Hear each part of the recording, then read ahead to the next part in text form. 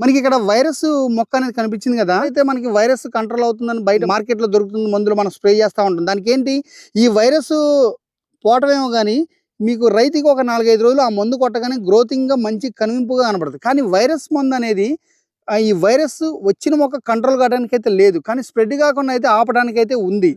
Spread కాకుండా ఆపడానికి ఏదైతే మందు ఉందో అది ఓన్లీ గ్రోత్ రాకుండా అంతవరకు కంట్రోల్ చేయాలి, కానీ మరి గ్రోత్ ఎందుకు వస్తుంది? సో ఇప్పుడు మనకి గ్రోత్ రావడం వల్ల ఏంది, మీరు మళ్ళీ వారం తర్వాత చూసుకున్నట్టయితే మళ్ళీ అది వైరస్ లక్షణాలే కనపడుతుంది. సో మనకి బొటానికల్ ఎక్స్ట్రాక్ట్తో ఇండియాలోనే మొట్టమొదటిసారిగా తీసుకొచ్చిన కంపెనీ KB ఆర్గానిక్స్ అనమాట.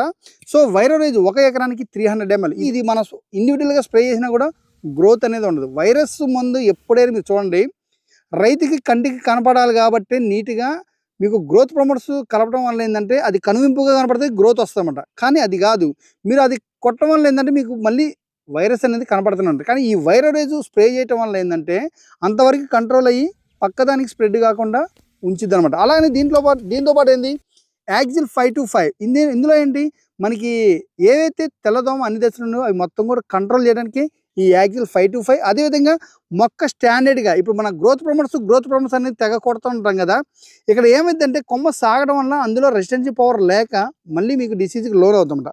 సో మనకి మొక్క స్టాండర్డ్గా గ్రోత్ రావడానికే ఈ గ్రీన్ లీఫ్ 1 ఎకరానికి 1/2 kg. ఇందులో ఏంటి మనకి న్యాచురల్ NPK ఉంటుంది విత్ మైక్రో న్యూట్రియన్స్ ఉంటుంది.